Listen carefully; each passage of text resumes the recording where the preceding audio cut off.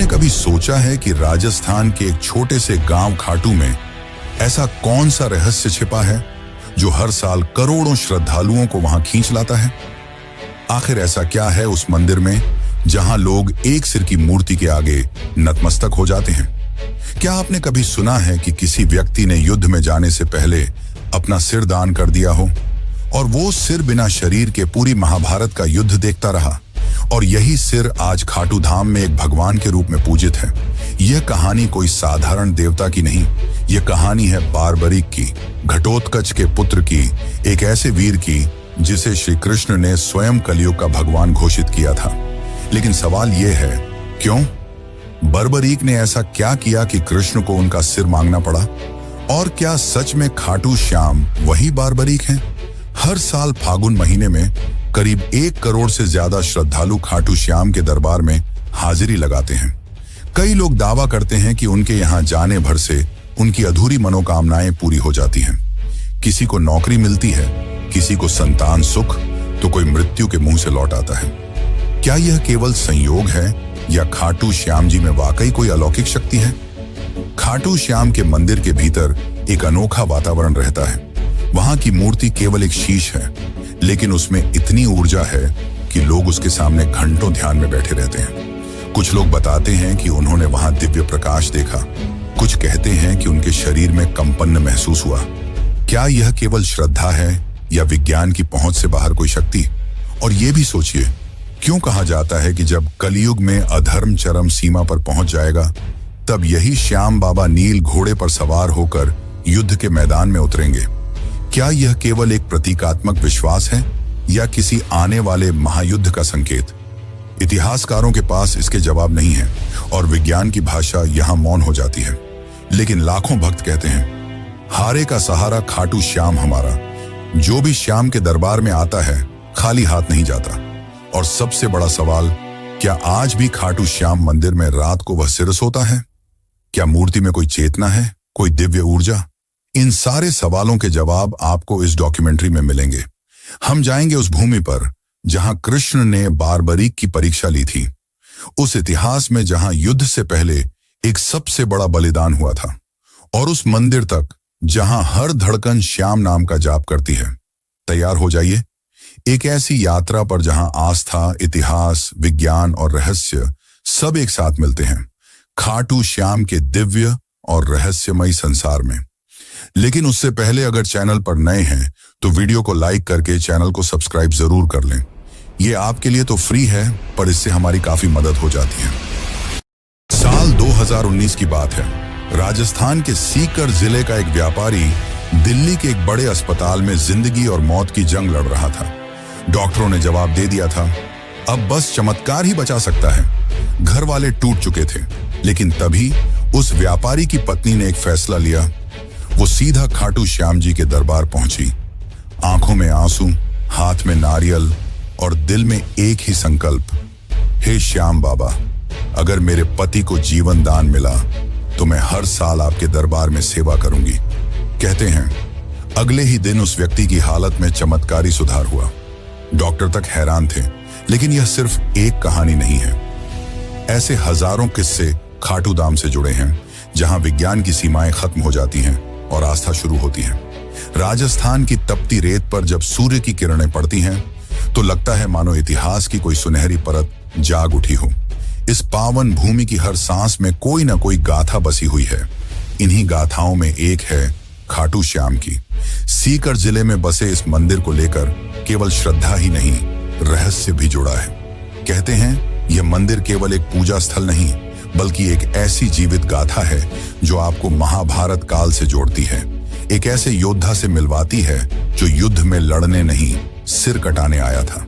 एक ऐसा वीर जिसने श्री कृष्ण की एक परीक्षा के लिए अपना शीश तक समर्पित कर दिया, वो भी हंसते हुए। क्या आपने कभी सुना है कि किसी का कटा हुआ सिर युद्ध भूमि देखता रहा और फिर वर्षों बाद वही सिर कलयुग में भगवान बन गया? यह वही स्थान है जहां सिर की पूजा होती है, शरीर की नहीं। जहां मंदिर के गर्भगृह में कोई सामान्य मूर्ति नहीं, बल्कि एक ऐसा सिर विराजमान है जिसे वर्षों तक जमीन के नीचे दबा रखा गया था। क्या वाकई वह कुंड जहां से यह मूर्ति निकली आज भी दिव्य ऊर्जा से भरा हुआ है। और यह कैसे संभव है कि उस कुंड में जल का स्रोत किसी को नहीं मालूम, फिर भी वह कभी सूखता नहीं? मंदिर के भीतर कुछ विशेष परंपराएं निभाई जाती हैं, जैसे निशान चढ़ाना। लेकिन क्या आपने कभी सोचा है कि ये निशान केवल एक प्रतीक हैं, या फिर इनसे जुड़ी कोई ऊर्जा वाकई काम करती है? हजारों लोग दावा करते हैं कि उन्होंने खाटू श्याम से कुछ मांगा, निशान चढ़ाया और फिर वो चमत्कार हुआ जिसे वो खुद भी नहीं समझ सके। क्या ये केवल संयोग था या किसी अदृश्य शक्ति की कृपा? इतना ही नहीं, मंदिर से कुछ दूरी पर स्थित है एक प्राचीन शिवलिंग, जिसे औरंगजेब ने तोड़ने की कोशिश की थी। लेकिन कहते हैं जैसे ही उसके सैनिकों ने उस पर वार किया, कुछ ऐसा घटा कि पूरा लश्कर डर के मारे पीछे हट गया। आज भी वह टूटा हुआ शिवलिंग एक चेतावनी बनकर खड़ा है। पर यह कैसा भय था जो एक क्रूर शासक को भी पीछे हटा गया? मंदिर में आने वाले लोग बताते हैं कि वहां पहुंचते ही कुछ महसूस होता है। किसी को स्वप्न में दर्शन होते हैं, किसी को जीवन की सबसे बड़ी समस्या का समाधान मिलता है। और इनमें एक बात समान है, एक अदृश्य उपस्थिति, एक रहस्यमयी शक्ति जो शब्दों से परे है। क्या यह श्रद्धा की शक्ति है या उस स्थान से जुड़ी कोई प्राचीन चेतना? और शायद सबसे चौंकाने वाली बात यह है कि खाटू श्याम मंदिर के भक्त सिर्फ भारत तक सीमित नहीं, इंग्लैंड, अमेरिका, ऑस्ट्रेलिया जैसे देशों से भी लोग यहाँ निशान यात्रा करने आते हैं। यह श्रद्धा किसी भाषा, किसी जाति, किसी धर्म की मोहताज नहीं, बस एक भावना चाहिए, भक्ति। और इस भक्ति में ही छिपे हैं वो प्रश्न जो सदियों से लोगों के मन को कुरेदते आए हैं। क्या खाटू श्याम ही कलियुग के विष्णु अवतार हैं? क्या वो सच में नील घोड़े पर सवार होकर अंतिम युद्ध में उतरेंगे? क्या वो प्रतिमा सच में चेतन है? क्या श्याम बाबा आज भी भक्तों से संवाद करते हैं? क्या उनकी प्रतिमा रात में विश्राम करती है जैसे कोई जीवित सत्ता? इन सभी सवालों के जवाब आपको इस डॉक्यूमेंट्री में मिलने वाले हैं। और साथ ही हम जानेंगे कि आप कैसे खाटू श्याम की यात्रा कर सकते हैं और आपको कब यहां जाना चाहिए। यह केवल एक वीडियो नहीं, बल्कि एक यात्रा है, श्रद्धा और रहस्य की, इतिहास और चमत्कार की, और सबसे अहम उस दिव्य अनुभूति की जिसे शब्दों में नहीं बांधा जा सकता। तो आइए चलिए उस रास्ते पर जो आपको केवल एक मंदिर नहीं बल्कि एक चमत्कार से रूबरू कराएगा, खाटू श्याम का चमत्कार। बाबा खाटू श्याम का संबंध महाभारत काल से माना जाता है। वे घटोत्कच के पुत्र थे। कथा की शुरुआत होती है उस अंधकारमय दौर से जब कौरवों और पांडवों के बीच तनातनी अपने चरम पर थी। हस्तिनापुर का राजमहल राजनीति, द्वेष और षड्यंत्रों का केंद्र बन चुका था। दुर्योधन के मन में पांडवों के प्रति द्वेष दिन ब दिन बढ़ता जा रहा था। उसे यह भय सताने लगा था कि यदि युधिष्ठिर को राज्य मिला तो भविष्य में कौरवों की सत्ता समाप्त हो जाएगी और वह स्वयं एक सेवक बनकर रह जाएगा। इसी भय और ईर्ष्या ने उसे एक भयावह योजना बनाने को प्रेरित किया, पांडवों को समाप्त कर देने की योजना। भीष्म पितामह ने जब धृतराष्ट्र को युधिष्ठिर के राज्याभिषेक का सुझाव दिया, तब दुर्योधन ने धृतराष्ट्र के मन में विष भर दिया। उसने कहा, यदि एक बार युधिष्ठिर राजा बन गया तो फिर कभी यह राज्य हमारे पास नहीं लौटेगा। धृतराष्ट्र युधिष्ठिर को योग्य मानते थे, लेकिन दुर्योधन के आग्रह के सामने वह असहाय हो गए और पांडवों को वाराणावत भेजने का निर्णय ले लिया। लेकिन यह सिर्फ एक यात्रा नहीं थी, यह एक घातक जाल था। दुर्योधन ने वाराणावत में एक महल बनवाया, ऐसा महल जो बाहर से तो वैभवशाली दिखता था, लेकिन भीतर से एक अग्निपाश था। लाक्षागृह यानी वह भवन लाख, चर्बी, सूखी घास और अन्य ज्वलनशील वस्तुओं से बना था। उसका इरादा था कि एक रात जब पांडव गहरी नींद में हों, उस महल को आग लगाकर उन्हें सदा के लिए समाप्त कर दिया जाए। लेकिन नियति ने इस षड्यंत्र को असफल करने के लिए एक और योजना रची थी, और उसमें शामिल थे विदुर। उन्हें इस षड्यंत्र का आभास हुआ और उन्होंने पांडवों को गूढ़ संकेतों में आगाह किया। विदुर ने सुरंग खुदवाने वाले कारीगर को भेजा और कहा कि एक गुप्त रास्ता वन तक बनवा लिया जाए ताकि आपातकाल में जीवन बचाया जा सके। फिर वह रात आई जब पुरोचन ने महल को अग्नि के हवाले करने की योजना बनाई, लेकिन इस योजना से पहले ही भीम ने प्रतिकार किया। अग्नि वहीं फैली, लेकिन अपने साथ पुरोचन उसकी योजना और निर्दोष भीलनी को भी ले गई। उधर पांडव सुरक्षित सुरंग से निकलकर हिंडनी नदी के किनारे पहुंचे और विदुर द्वारा भेजी गई नौका में सवार होकर दूर एक घने जंगल में जा पहुंचे। और यहीं से प्रारंभ होती है एक नई कथा, एक वीर योद्धा, एक राक्षसी कन्या और एक ऐसे पुत्र की गाथा जो आगे चलकर 3 बाणों से युद्ध का रुख बदलने की शक्ति रखता था। इस जंगल में रहते थे हिडिंब और उसकी बहन हिडिंबा। हिडिंब एक नरभक्षी राक्षस था जो मानव मांस खाकर जीता था। उसने अपनी बहन को आदेश दिया कि जंगल में विचरते पांडवों को मारकर उसका भोजन तैयार करें, लेकिन नियति ने इस कहानी को कुछ और ही रूप देना तय किया था। जब हिडिंबा भीम के सामने पहुंची तो वह उसके वीर व्यक्तित्व और तेजस्विता पर मोहित हो गई। राक्षसी होते हुए भी उसके भीतर प्रेम की एक ज्योति जल उठी। भीम की रक्षा करते हुए हिडिंबा अपने भाई से विरोध कर बैठी। इससे नाराज होकर हिडिंब ने भीम पर आक्रमण किया और फिर शुरू हुआ एक घमासान संग्राम। यह युद्ध शक्ति और छल का नहीं, बल्कि धर्म और अधर्म के बीच था। अंततः भीम ने हिडिंब को परास्त कर मार गिराया। इसके बाद हिडिंबा ने भीम के सामने विवाह का प्रस्ताव रखा। पहले तो भीम ने उसे अस्वीकार कर दिया, लेकिन जब माता कुंती ने हस्तक्षेप किया और एक शर्त रखी कि विवाह के बाद संतान प्राप्ति तक ही वह साथ रहे, तो यह विचित्र विवाह संपन्न हुआ। जंगल में उनका गंधर्व विवाह हुआ और वहीं जन्म हुआ एक तेजस्वी बालक का, घटोत्कच। घटोत्कच का व्यक्तित्व भीम जैसा ही था, बलशाली, पराक्रमी और न्यायप्रिय। कालांतर में उसका विवाह दैत्यराज मुरा की पुत्री अहिलावती से हुआ और उनके 2 पुत्र हुए, अंजनपर्वा और बर्बरीक। बर्बरीक यानी वह योद्धा जिसकी गाथा आगे चलकर काल के गर्व को चूर कर देगी। वह बालक जिसने बाल्यकाल में ही शिव की तपस्या की और उनसे 3 अमोघ बाणों का वरदान पाया। और यह वही 3 बाण थे जिनसे वह किसी भी युद्ध में संपूर्ण सेना का अंत कर सकता था, मात्र 3 बाणों से। लेकिन उसकी वीरता से भी अधिक अद्भुत थी उसकी सत्यनिष्ठा। अपनी माता से किए एक वचन ने उसे एक ऐसे मार्ग पर ला खड़ा किया जहां से इतिहास की धारा मुड़ गई। वह वचन था, मैं सदा हारे की ओर से युद्ध करूंगा। और यहीं से प्रारंभ होता है खाटू श्याम बनने की ओर उसका अंतिम सफर। घटोत्कच और अहिलावती का वह तेजस्वी पुत्र बर्बरीक बचपन से ही असाधारण प्रतिभा का धनी था। उसकी आंखों में वीरता की चमक थी और हृदय में धर्म की लौ। वह युद्ध विद्या, अस्त्र शस्त्र, नीति और तपस्या में अपराजय था। लेकिन उसकी सबसे बड़ी शक्ति थी उसकी आस्था। जब वह थोड़ा बड़ा हुआ, उसकी माता अहिलावती ने उसे एक दिव्य उद्देश्य के लिए तैयार किया। उन्होंने उसे भगवान शिव की कठोर तपस्या करने को प्रेरित किया। बर्बरीक ने तप की आग में अपने शरीर को तपाया और उसकी भक्ति से प्रसन्न होकर महादेव ने उसे 3 अमोघ बाणों का वरदान दिया। ये बाण कोई साधारण बाण नहीं थे। ये बाण ऐसे थे कि एक से लक्ष्य को चिह्नित किया जा सकता था, दूसरे से उसका संहार और तीसरे से उसे वापस बुलाया जा सकता था। कहा जाता है कि मात्र इन 3 बाणों से वह समस्त पृथ्वी की सेनाओं का अंत कर सकता था। समय बीतता गया और युद्ध का वह क्षण समीप आ गया जिसे महाभारत के नाम से जाना जाता है। कुरुक्षेत्र की भूमि पर धर्म और अधर्म आमने सामने थे। सभी योद्धा एकत्र हो चुके थे। उसी समय बर्बरीक ने युद्ध भूमि में जाने का निश्चय किया। वह युद्ध में भाग लेना चाहता था क्योंकि उसका हृदय न्याय के लिए धड़कता था।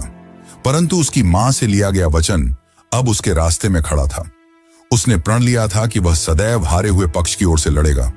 कुरुक्षेत्र जाते हुए जब वह अपने नीले रंग के घोड़े पर सवार होकर चला तो मार्ग में एक ब्राह्मण ने उसका रास्ता रोक लेता है। लेकिन वह कोई साधारण ब्राह्मण नहीं था। वह स्वयं भगवान श्री कृष्ण थे जो उसकी शक्ति और उसके निर्णय की परीक्षा लेना चाहते थे। कृष्ण ने मुस्कुराकर पूछा, वत्स, तुम कहां जा रहे हो? बर्बरीक ने उत्तर दिया, हे ब्राह्मण, मैं महाभारत के युद्ध में जा रहा हूं।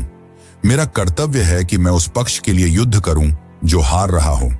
कृष्ण ने उसकी वीरता पर संदेह नहीं किया, लेकिन उसके निर्णय से उत्पन्न होने वाले परिणामों की गहराई को समझाना आवश्यक था। उन्होंने पूछा, यदि तुम केवल हारे हुए पक्ष की ओर से लड़ोगे तो युद्ध का क्या होगा?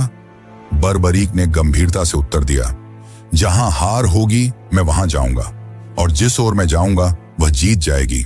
यह सुनकर श्री कृष्ण का हृदय कांप उठा। उन्हें स्पष्ट हो गया कि यदि बर्बरीक युद्ध भूमि में उतर गया तो युद्ध का संतुलन टूट जाएगा। धर्म और अधर्म की रेखाएं धुंधली हो जाएंगी। पांडवों की विजय असंभव हो सकती थी। तभी उन्होंने बर्बरीक की परीक्षा ली। उन्होंने एक वृक्ष की ओर इशारा करते हुए कहा, अगर तुम इतने पराक्रमी हो तो इन पत्तों को एक बाण से भेद कर दिखाओ। बर्बरीक ने ध्यान लगाकर अपना पहला बाण चलाया और वह बाण वृक्ष के हर पत्ते को छेदने निकल पड़ा, लेकिन एक पत्ता बच गया जो श्री कृष्ण ने अपने चरणों तले छुपा लिया था। बाण हवा में घूम रहा था, खोज रहा था और अंत में श्री कृष्ण के चरणों के पास रुक गया। तब बर्बरीक ने बड़े विनम्र भाव से कहा, हे ब्राह्मण, कृपया अपना चरण हटा लें, वरना यह बाण आपको घायल कर देगा। श्री कृष्ण मुस्कुराए। उन्हें उस क्षण वह विराट पुरुष दिखाई दिया जिसमें वीरता और विनम्रता दोनों का अद्भुत मेल था। अब समय था अंतिम परीक्षा का। कृष्ण बोले, हे वीर, क्या तुम मुझे एक दान दे सकते हो? बर्बरीक ने बिना झिझक कहा, हे ब्राह्मण, जो भी मांगेंगे मैं अर्पित करूंगा। तब श्री कृष्ण ने कहा, मैं तुमसे तुम्हारा शीश मांगता हूं। क्षण भर को सन्नाटा छा गया, लेकिन न तो बर्बरीक भयभीत हुआ न विचलित। उसने बस एक आग्रह किया, हे ब्राह्मण, आप अपने असली रूप में प्रकट हों, क्योंकि ऐसा दान कोई सामान्य व्यक्ति नहीं मांग सकता। तभी श्री कृष्ण ने अपना विराट स्वरूप प्रकट किया। चतुर्भुज, पीतांबरधारी, सुदर्शनधारी, चंद्रवदन श्रीहरि के रूप में। बर्बरीक ने हाथ जोड़ ली। उसे अब स्पष्ट हो गया कि यह कोई साधारण युद्ध नहीं, बल्कि धर्म और अधर्म की अंतिम परीक्षा है। तब श्री कृष्ण ने कहा, हे वीर, तुम्हारा बल, तुम्हारा त्याग और तुम्हारी भक्ति इस युग को दिशा देंगे। मैं चाहता हूं कि तुम युद्ध भूमि में दर्शक बनो। मैं तुम्हारे शीश को अमृत से स्नान कराऊंगा। तुम पूरे युद्ध को देखोगे और न्याय के आधार पर निर्णय दोगे। और सुनो, कल युग में जब धर्म क्षीण होगा, तब लोग तुम्हें हारे का सहारा कहकर याद करेंगे। वे तुम्हारे सिर की पूजा करेंगे, क्योंकि उसमें मेरा अंश रहेगा। तुम्हारा नाम होगा श्याम और तुम मेरे ही रूप में पूजे जाओगे। श्री कृष्ण ने अपने हाथों से उसका शीश लिया और उसे युद्ध भूमि की एक ऊंची पहाड़ी पर स्थापित किया, जहां से उसने महाभारत का संपूर्ण युद्ध देखा, न्याय की दृष्टि से, बिना किसी पक्षपात के। और इस प्रकार जन्म हुआ खाटू श्याम का। जितना ही रहस्यमयी खाटू श्याम है, उतना ही रहस्यमयी इस मंदिर का निर्माण। तो चलिए अब जानते हैं मंदिर के निर्माण की असली कहानी। खाटू श्याम मंदिर का इतिहास उतना ही गूढ़ है जितनी इसकी महिमा। जब जब कालखंड चुप रहता है, तब तब कोई स्थल, कोई घटना, कोई संकेत स्वयं बोल उठता है। और खाटू श्याम धाम का निर्माण भी एक ऐसी ही पुकार से आरंभ होता है। यह केवल ईंट और पत्थरों की रचना नहीं थी, बल्कि यह उस अलौकिक चेतना की पुनः अभिव्यक्ति थी जो कलयुग में मानवता का अंतिम सहारा बनकर अवतरित हुई। इस पावन मंदिर की नींव उस क्षण पड़ी जब राजस्थान की तपती धरती पर एक असामान्य घटना घटी। कहते हैं यह कोई मंदिर स्थल नहीं था, न ही कोई पवित्र तीर्थ, बल्कि सीकर जिले का एक साधारण सा गांव खाटू। पर एक दिन जैसे स्वयं भगवान ने उस भूमि को पुकारा हो, एक गाय चढ़ते चढ़ते एक विशेष स्थान पर पहुंची और बिना किसी कारण उसके थन्नों से दूध बहने लगा। यह घटना कोई संयोग नहीं थी, यह प्रकृति की चेतावनी थी कि उस धरती के गर्भ में कोई अलौकिक सत्य छुपा है। जैसे जैसे यह बात गांव में फैली, जिज्ञासा बढ़ती गई। ग्रामीणों ने मिलकर उस स्थान की खुदाई करने का निर्णय लिया और जब मिट्टी की परतें हटती चली गईं, तब वहां से निकला एक दिव्य सिर, एक चमत्कारी मुखाकृति जो देखने में साधारण नहीं बल्कि पूर्ण रूप से तेजस्वी और अलौकिक प्रतीत होती थी। उस सिर के साथ कोई आवाज नहीं थी, कोई शब्द नहीं थे, लेकिन फिर भी मानो उसने सबको पुकारा, एक मौन संवाद की तरह। ग्रामीणों ने उस सिर को एक सम्मानित ब्राह्मण को सौंप दिया। उन्होंने उसे अपने घर ले जाकर श्रद्धा से पूजन करना प्रारंभ किया, बिना यह जाने कि आगे क्या करना है। कई दिन बीते। पूरा गांव प्रतीक्षा में था कि अब इस दिव्यता का मार्गदर्शन कौन करेगा। तभी उस रात्रि को खाटू के तत्कालीन शासक राजा रूप सिंह चौहान को एक दिव्य स्वप्न आया, जिसमें स्वयं श्याम बाबा ने आदेश दिया कि मेरे इस स्वरूप के लिए एक मंदिर का निर्माण करो। अब मैं इस स्थान पर वास करना चाहता हूं। समय आ गया है। राजा की आंख खुली और उनके अंदर किसी और ही ऊर्जा का संचार हो चुका था। सुबह होते ही उन्होंने अपने शिल्पियों और पुरोहितों को बुलाया और उस स्थान पर एक भव्य मंदिर के निर्माण का आदेश दिया। इतिहासकार मानते हैं कि यह वर्ष 1027 ईस्वी का काल था, जब फाल्गुन शुक्ल एकादशी के पावन दिन, ठीक उसी दिन जब बाद में खाटू श्याम का विशाल मेला लगने लगा, उस दिव्य मस्तक की प्रतिष्ठा विधिवत की गई। इसके साथ ही खाटू नामक यह गांव, जिसने कभी कोई विशेष धार्मिक पहचान नहीं रखी थी, देखते ही देखते आस्था का केंद्र बन गया। मंदिर का प्रारंभिक निर्माण अत्यंत साधारण था, ईंट, चूना और सीमित शिल्पकारी के साथ। लेकिन समय जैसे जैसे बीतता गया, इसकी महिमा फैलती चली गई। लोगों ने चमत्कार अनुभव किए, बीमारियां ठीक हुईं, बंजर को संतान मिली, भटके हुए रास्ता पा गए। और इन चमत्कारों की साक्षी बनती रही वो मूर्ति जो आज भी उसी गर्भगृह में विराजती है। लगभग 7 शताब्दियों के बाद 1720 ईस्वी में जब खाटू क्षेत्र मारवाड़ रियासत के अधीन आया, तब वहां के प्रभावशाली दीवान अभय सिंह को भी खाटू श्याम बाबा ने स्वप्न में आदेश दिया। उन्होंने इस मंदिर का भव्य रूप में जीर्णोद्धार करवाया। संगमरमर की नक्काशी, सोने चांदी से अलंकृत द्वार और विशेष प्रकार के दुर्लभ पत्थरों से गर्भगृह की सज्जा की गई। यह वही मूर्ति है जो आज भी खाटू के मंदिर में स्थापित है, और मान्यता है कि यह किसी साधारण पत्थर की नहीं, बल्कि कृष्णकालीन श्याम वर्ण चित्त की प्रतीक शिला की है। मंदिर का वास्तु भी अद्भुत है। इसके शिखर पर लहराता ध्वज बाबा के उस संकल्प का प्रतीक है जो उन्होंने महाभारत युद्ध के पूर्व कृष्ण से किया था। मैं उस ओर रहूंगा जो धर्म की ओर होगा। और गर्भगृह की शांति एक ऐसी अनुभूति देती है कि मानो स्वयं श्याम बाबा आपकी सांसों की गति पढ़ रहे हों। खाटू श्याम मंदिर आज न केवल एक धार्मिक स्थल है, बल्कि एक जीवित परंपरा है। फाल्गुन मेला, लक्खी यात्राएं, निशान यात्रा, खाटू नरेश के जयकारे और वो भजन, श्याम तेरी बंसी पुकारे राधा नाम, ये सब मिलकर इस मंदिर को केवल एक स्थान नहीं, बल्कि एक आध्यात्मिक ऊर्जा का केंद्र बनाते हैं। कई विद्वान मानते हैं कि यह मंदिर इतिहास और अध्यात्म के बीच का एक जीवन संगम है। जहां सिर्फ दर्शन नहीं होते, वहां एक भरोसा जन्म लेता है कि जब कोई हारा हुआ इस दरबार में आता है, तो बाबा उसे फिर से जीवन से जोड़ देते हैं। तो जब अगली बार आप खाटू श्याम के दर्शन करें, तो सिर झुकाएं, केवल एक मन्नत के लिए नहीं, बल्कि उस त्याग के लिए जिसने युद्ध छोड़कर सेवा चुनी, और उस धरोहर के लिए जिसने कलयुग में भी भक्तों को विश्वास से जोड़े रखा। खाटू धाम में जहां एक ओर बाबा श्याम का भव्य मंदिर भक्तों की श्रद्धा का केंद्र बना हुआ है, वहीं इस स्थान का सबसे रहस्यमयी और चमत्कारिक स्थल है श्याम कुंड। यह कोई साधारण जलाशय नहीं, बल्कि एक ऐसी पवित्र सरिता है जिसे स्वयं बाबा श्याम के शीश से जुड़ा हुआ माना जाता है। मान्यता है कि जब उस दिव्य मस्तक को धरती की गर्त से निकाला गया था, ठीक उसी स्थान पर यह कुंड प्रकट हुआ, और तभी से यह कुंड केवल जल का स्रोत नहीं रहा, यह बना भक्तों की आत्मा को शुद्ध करने वाला एक अलौकिक स्नान तीर्थ। कहते हैं इस कुंड में डुबकी लगाने मात्र से जीवन भर के पाप मिट जाते हैं। श्रद्धालु जब यहाँ आते हैं तो आंखों में आंसू, हाथ जोड़कर सीने में उम्मीद और आत्मा में पश्चाताप लेकर श्याम कुंड की ओर बढ़ते हैं। हर डुबकी, हर प्रार्थना एक कहानी होती है, किसी की टूटी उम्मीद जुड़ने की, किसी की बिगड़ी तकदीर सुधरने की। कुंड का जल सदा शांत, ठंडा और निर्मल रहता है, मानो खुद बाबा श्याम उसमें समाये हों। इस कुंड को लेकर एक और बात इसे पूरी तरह रहस्य से भर देती है। आज तक कोई यह निश्चित नहीं कर पाया कि इसका जल आता कहां से है।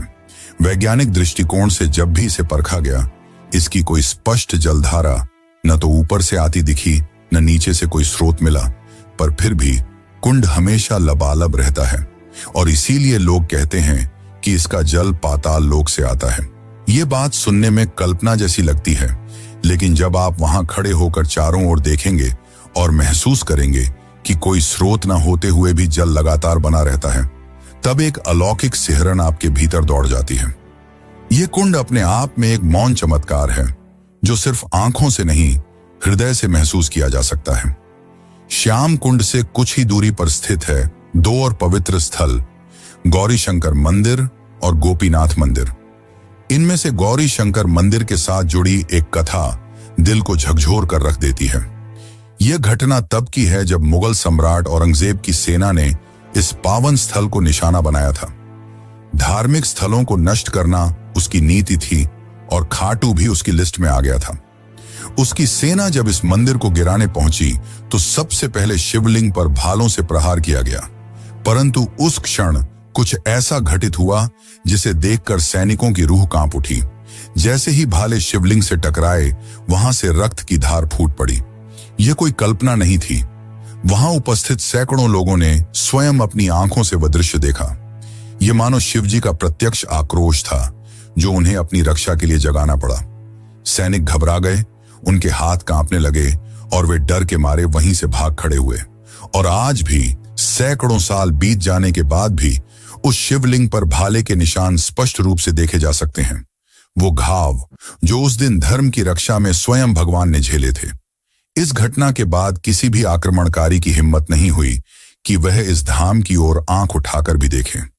राजस्थान की राजधानी जयपुर से लगभग 80 किलोमीटर दूर स्थित यह खाटू धाम आज भले ही भक्तों का तीर्थ है, पर हर ईंट, हर दीवार, हर मोड़ किसी चमत्कार, किसी त्याग और किसी पुकार की कहानी कहती है। यहां केवल यात्रा नहीं होती, यहां होता है एक आध्यात्मिक विसर्जन, जहां लोग अपने भूतकाल, अपने कर्म, अपने दुखों को छोड़कर वापस एक नए जीवन के साथ लौटते हैं। इस धाम तक पहुंचने के लिए अक्सर रिंग्स के मार्ग की सिफारिश की जाती है और यह रास्ता भी प्रतीक बन जाता है उस भावनात्मक यात्रा का।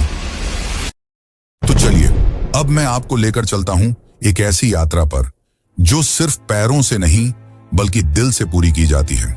यह यात्रा है खाटू श्याम जी के दरबार की, जो आपको भीतर तक छू जाती है। मान लीजिए कि आप तय कर चुके हैं, इस बार बाबा श्याम के दर्शन जरूर करने हैं।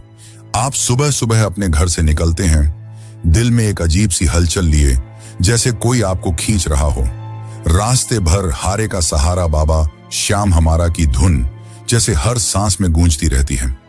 आप जयपुर, दिल्ली, चंडीगढ़ या देश के किसी भी कोने से यात्रा शुरू करें, ज्यादातर लोग खाटू श्याम पहुंचने के लिए रींग स्टेशन का रुख करते हैं। यह स्टेशन खाटू धाम से लगभग 17 से 18 किलोमीटर की दूरी पर स्थित है। जैसे ही ट्रेन स्टेशन पर रुकती है, आप देखेंगे कि सैकड़ों लोग पहले से बाबा की जयकारों के साथ तैयार खड़े हैं। स्टेशन से बाहर निकलते ही आपको हर तरफ श्याम भक्त नजर आएंगे। कोई दंडी यात्रा कर रहा है, कोई निशान लेकर चल रहा है, कोई नंगे पांव, कोई माथे पर गुलाल लगाए, आंखों में आस्था लिए बाबा की ओर बढ़ता चला जा रहा है। अगर आप पैदल यात्रा करना चाहते हैं तो रींग से खाटू श्याम तक की ये लगभग 17 किलोमीटर की यात्रा आपके लिए एक तपस्या जैसी बन जाती है। रास्ते में भक्त भजन गाते हुए चलते हैं, श्याम तेरे भक्त दीवाने जैसे गीत हवा में गूंजते हैं। जगह जगह पर लंगर लगे होते हैं, जहां स्थानीय लोग और स्वयंसेवी संस्थाएं श्रद्धा से भोजन, पानी और विश्राम की व्यवस्था करते हैं। कोई आपको कंधा पकड़कर आगे बढ़ाता है, कोई पंखा झलता है और कोई आपके पैर दबा देता है। ये वो यात्रा है जहां अजनबी भी अपने से लगते हैं। अगर आप पैदल नहीं चल सकते या समय कम है तो ऑटो, टैक्सी, बसें भी आसानी से उपलब्ध हैं, जो आपको सीधे मंदिर के निकट ले जाती हैं। लेकिन जो मजा उस पैदल यात्रा में है वो शब्दों में नहीं बताया जा सकता। वो तो खुद चलकर ही महसूस किया जा सकता है। जैसे जैसे आप मंदिर के निकट पहुंचते हैं, हवा की खुशबू बदलने लगती है। गुलाल, चंदन, अगरबत्ती, फूलों की मिलीजुली महक मन को शांति देती है। मंदिर के बाहर आपको बड़ी संख्या में दुकानें मिलेंगी, जहां से आप प्रसाद, चुनरी, निशान, माला और बाबा के वस्त्र ले सकते हैं। कुछ श्रद्धालु यहां से बाबा के लिए विशेष भेंट लेकर जाते हैं। कतार में लगने से पहले आप अपने पैरों को श्याम कुंड के शीतल जल में धो सकते हैं। मान्यता है कि यहां स्नान करने से आत्मा तक शुद्ध हो जाती है। फिर आती है वो घड़ी जिसका इंतजार आपने न जाने कितने दिनों से किया होता है, दर्शन की घड़ी। कतारें लंबी हो सकती हैं, लेकिन बाबा का दरबार ऐसा है कि कोई थकता नहीं।